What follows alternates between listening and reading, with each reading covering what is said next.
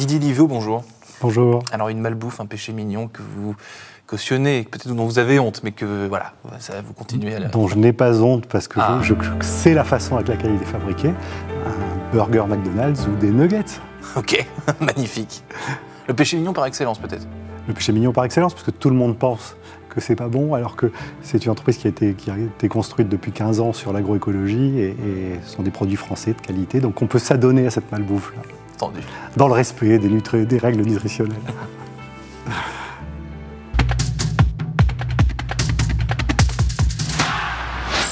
Bonjour à tous et bienvenue au Talk Dessineur du Figaro avec Didier Livio, donc adepte du McDo, du petit burger McDo, et vous venez de le dire, et de nous expliquer d'ailleurs pourquoi c'est pas si malsain que ça. Vous êtes cofondateur de Foodpilot, qui est la première plateforme européenne et française, du coup, par la même occasion, qui permet aux acteurs du secteur de l'agroalimentaire de piloter leur impact environnemental de la ferme à l'usine, de A à Z, du début du circuit à la fin du circuit. Finalement, je reprends l'exemple de McDonald's, parce qu'il y a tous ces clichés, on ne va pas faire la promo de McDonald's, hein, mais il y a tous ces clichés qui collent au fait que c'est de la malbouffe, que c'est de... je ne vais pas dire le mot, mais disons un mot pas très glorifiant, et finalement, vous nous dites que pas du tout, que c'est des clichés qui sont...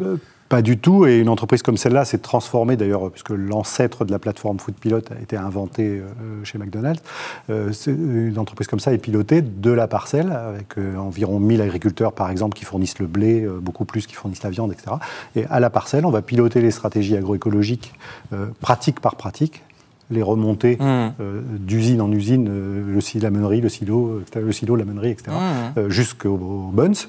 Et on peut piloter comme ça la qualité environnementale de ce buns et sa qualité nutritionnelle. Et donc, en termes d'impact environnemental sur l'agroalimentaire, vous me dites que McDonald's est un peu un précurseur, finalement. Oui, a été un précurseur. Et puis, parce qu'il y était obligé aussi peut-être. Sans doute. Quand on est attaqué, oui, et puis il y a une articulation entre les deux. Il y a à la fois le contexte et la volonté des dirigeants. Et puis ce secteur-là commence à être en avance sur les questions de durabilité parce que, selon les filières, entre 60 et 80% de l'empreinte environnementale d'un produit alimentaire se trouve dans les filières agricoles. Donc il y a l'enjeu de faire progresser l'agriculture vers l'agroécologie, et ça passe par des pratiques du quotidien. Donc il faut aller chercher, piloter ces pratiques du quotidien. Et ça, c'est votre quotidien, Didier Livio, parce que vous avez créé donc Foodpilot il y a seulement quelques mois. Vous connaissez bien ce secteur de l'agroalimentaire, pardon. Qu'est-ce qui vous a poussé à créer Foodpilot réellement? Vous avez senti qu'il y avait un besoin d'accompagner D'abord, c'est une dimension militante. Ça fait 40 ans que je travaille sur les questions de développement durable. À 10 ans, à Auxerre, j'avais créé le Panda Club, qui était le WWF local. Voilà. Donc cette question est une question personnelle depuis longtemps. J'ai la conscience de l'urgence depuis longtemps. La seule façon d'atteindre la mutation environnementale et sociale que nous devons accomplir, c'est que l'économie se transforme. Donc c'est au cœur de l'économie que j'aime travailler pour la transformer vers des modèles durables.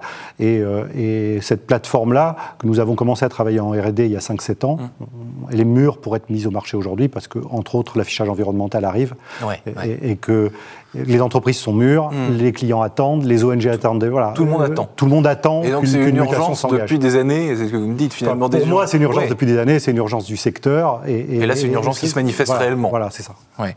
L'agroalimentaire, c'est un secteur que vous connaissez très bien, c'est avec de nombreux géants, c'est des millions et des millions d'euros de chiffre d'affaires et des millions de bouches à nourrir. Est-ce que c'est un secteur dans lequel on s'introduit facilement, a fortiori, alors quand on le connaît bien, évidemment, c'est sans doute plus simple, mais quand on crée une nouvelle structure avec de nouvelles ambitions, de nouveaux projets, est-ce que, voilà, on s'immisce facilement dans ce secteur? D'abord, oui, c'est facialement un secteur de géants parce que 80% de l'alimentation qui est dans la distribution est faite par des grandes entreprises agroalimentaires et des PME qui ont une certaine taille. Maintenant, derrière, c'est des tout petits. Derrière, c'est des éleveurs, des agriculteurs, etc. Donc là, la caractéristique de ce secteur-là, c'est cette combinaison entre des acteurs très individuels et des grands acteurs. Mais ça en fait la complexité parce que les filières sont longues, il y a beaucoup d'acteurs intermédiaires, et pour entraîner un mouvement comme on veut entraîner, il faut partir de celui du metteur en marché final et entraîner toute la filière. Parce qu'on parle souvent, de fortiori à notre époque, de circuits courts. Là, ce que vous venez de me dire, c'est que ce circuit court, finalement, en coulisses, tous les rouages, c'est pas court de tout, c'est beaucoup plus complexe que ça. Dans le territoire d'innovation alimentation durable de Dijon, qui était un des territoires très expérimentaux sur les questions alimentaires, il y a un travail sur les circuits courts, mais là aussi, on a besoin de piloter l'empreinte environnementale, même si le poireau ne fait que quelques kilomètres pour être vendu sur le marché, l'empreinte environnementale du poireau doit être pilotée si on veut la baisser. Est-ce que vous êtes un entrepreneur dans l'âme, Didier Livio, est-ce que vous trouvez, par exemple, que si on se balade à Paris, là, dans les écoles de commerce, à l'université, est-ce que vous trouvez que la jeunesse, que les personnes qui sortent des écoles, qui sont diplômées, les jeunes DIP, ils ont cette envie de mener ce genre de combat, celui que vous menez aujourd'hui, ce genre de sujet, c'est quelque chose qui les habite ou pas, qui sont enseignés d'ailleurs, j'imagine. Oui, enfin, qui sont encore pas si bien enseignés que ça, mais cette génération-là, effectivement... Vous allez devenir prof alors. Cette génération porte cette transition. Après, on le voit avec les étudiants d'AgroParisTech, d'un certain nombre d'écoles qui sont positionnées.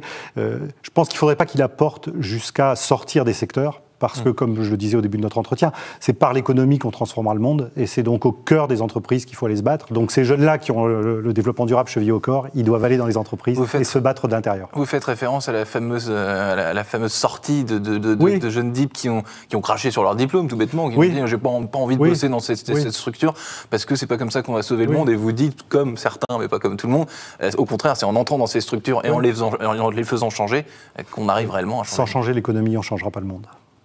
Entendu. Ça sera le titre de cette émission, Didier Livio. Qu'est-ce qui va motiver les acteurs de l'agroalimentaire à vous suivre, à aller dans votre sens? Est-ce que dans leur tête tout est clair et donc il va de soi qu'ils pensent la même chose que vous, ou alors il y a encore certaines réticences, certaines objections, voire de l'hostilité à ce que vous proposez? Depuis 5-7 ans, il y a une vraie volonté de changement, d'où le besoin d'un outil pour accompagner la transition de la parcelle ou du bâtiment d'élevage à la sortie de la dernière usine. Et ensuite, c'est un secteur qui subit des pressions importantes, des pressions d'ONG, des pressions des consommateurs, des pressions des applis. Donc le cumul de tout ça crée un contexte positif, une volonté des dirigeants et de la pression. Donc je pense vraiment que l'agriculture agroalimentaire français peut faire sa mue et devenir une des agricultures et un agroalimentaire le plus performant en Europe aujourd'hui. Vous parlez des applis, donc les fameux gestes de scanner n'importe quel produit. Et tout ça rajoute de la pression au changement, effectivement. Tout ça rajoute de la pression au changement. Est-ce que c'est un projet facile? Donc je disais, ça fait que quelques mois, 8 mois, c'est ça, 9 mois? Oui, à peine. Donc vous êtes dans les prémices encore et tout reste à faire. Est-ce qu'il y a des choses sur lesquelles vous vous étiez attardé, qui faisaient partie de votre business model, dont vous étiez sûr, etc. En gros, en 8 mois, si on prend le pouls de votre boîte, qu'est-ce qui allait et qu'est-ce qui va moins bien, en fait? Non, ce qui va bien, c'est qu'on est déjà accompagné par une quinzaine de grandes entreprises agroalimentaires. Donc, au bout de 8 mois, pour une start-up, avoir déjà du chiffre d'affaires, des clients, c'est important. Ce qui a été lent, c'est notre financement, parce que les fonds d'investissement connaissent mal ces filières-là et ont du mal à voir à quel point une innovation comme ça est une innovation de rupture dans les filières. Bon, fort heureusement, on boucle une levée de fonds d'ici 2 mois avec 3 fonds qui l'ont compris. Mais le plus long pour nous, finalement, ça a été de boucler cette levée de fonds. Tout le reste, techniquement, commercialement, ça va très très vite et plus vite qu'on aurait pensé le faire. Alors, en coulisses, racontez-moi justement, vous dites que vous avez une quinzaine de clients. Concrètement, une discussion avec vos premiers clients pour expliquer Foodpilot et pour bosser avec eux, c'est quoi? Concrètement, aujourd'hui, c'est l'affichage environnemental qui crée l'occasion d'y aller, puisque le gouvernement, d'ailleurs, c'est à souligner, après 3 ans de concertation, d'une politique publique concertée bien menée, au bout de 3 ans, vient le 27 mars de lancer l'affichage environnemental de niveau 1. Nous avons contribué à concevoir le niveau 2 et 3 de cet affichage environnemental qui sera lancé en septembre. Cet affichage environnemental va venir sur tous les packs, sur base de volontariat, pour l'instant, demain, à côté du Nutri-Score. Donc, il y aura un éco-score à côté du Nutri-Score. Et donc, les consommateurs auront à la fois l'information nutritionnelle et l'information environnementale. Évidemment, quand on aura dans le rayon des yaourts, on saura vite quel est le yaourt qui est sur une trajectoire climatique satisfaisante, de biodiversité satisfaisante, et on pourra donner de la valeur à ce produit-là plutôt qu'à un autre. Et donc ça, évidemment, quand ça croise des stratégies marketing, ça intéresse les entreprises. C'est ce que j'allais vous dire, en vous entendant parler, je pense aux vignettes critères des voitures, je pense au Nutri-Score. Oui, et en fait, ces indicatifs, donc c'est pas seulement sur l'agroalimentaire, c'est dans des tas de secteurs, c'est des choses qui sont devenues tout à fait banales. Tout à fait banales, qui restent... Et dans toujours cette notion de performance verte, cette performance saine. Finalement. Oui, parce que si le consommateur ne s'implique pas, si le consommateur n'accepte pas de donner de la valeur à la transition à laquelle il aspire par ailleurs, elle n'aura pas lieu. Donc l'intérêt de toutes ces étiquettes, c'est qu'elles signalent aux consommateurs le produit auquel ils doivent donner leur préférence. Et s'il lui donne la préférence, ça accélère la concurrence, mais une concurrence positive. Et pardonnez-moi, mais est-ce qu'il y a aussi un sujet de confiance? Parce que des indicateurs, des vignettes, ce genre de choses, parfois, dans une certaine mesure, vous allez peut-être me dire le contraire, mais ça peut être contre-productif dans le sens où qu'est-ce qui nous prouve que c'est vrai? C'est-à-dire que parfois sur des bouteilles de vin, des choses comme ça, il est écrit award du machin, et en fait ces compétitions n'existent pas. C'est simplement pour donner de la. Oui. Là, en l'occurrence, c'est un. C'est un signe d'État qui sera contrôlé. Notre plateforme publie ce signe sur data réelle, donc c'est pas sur des déclarations, mais sur data réelle, et avec le contrôle d'un tiers, on a été lauréat de France 2030, et on a des budgets pour financer ça. On est en train de travailler avec Bureau Veritas, un module de contrôle, et donc entre le poids de l'État, le contrôle Veritas et le fait que nous travaillons sur data réelle, on amène une information au consommateur qui est fiable. Quel profil on recrute? Vous recrutez pour ce genre de structure, finalement? C'est quoi les talents? C'est deux types d'équipes. C'est d'abord des développeurs pour toute la partie plateforme et digitale, et puis c'est des ingénieurs agro qui connaissent bien l'agroalimentaire, l'agriculture et les filières, puisqu'on va dans l'intimité des pratiques agricoles pour aller chercher le lien entre la pratique agricole et son impact environnemental. Et je blaguais tout à l'heure en vous disant que vous pourriez devenir prof, mais c'est un truc qui vous plairait ou pas? Je l'ai déjà fait. D'accord. Mais oui, c'est quelque chose qui parce que les étudiants, on parlait des étudiants qui ne croient plus en rien, etc. Il faut des personnalités, il faut des gens qui leur expliquent qu'ils ont tort, finalement, si je vous écoute. Je ne sais pas s'ils ne croient plus en rien, mais en tout cas, ils peuvent être déçus de la vitesse à laquelle les choses vont. Elles vont lentement, mais elles s'accélèrent à un point phénoménal aujourd'hui. Donc on est dans cet entre-deux auquel il faut croire. Et je crois qu'il faut tirer l'économie vers son changement. Il faut tirer l'économie vers son changement. Et l'économie, vous le disiez tout à l'heure, on la change de l'intérieur, pas de l'extérieur, il faut en faire partie. Oui, si on ne change pas l'économie, on ne changera pas le monde. Didier Livio, donc vous êtes cofondateur de Foodpilot. Merci infiniment d'avoir répondu à mes questions pour le Talk Décideur du Figaro.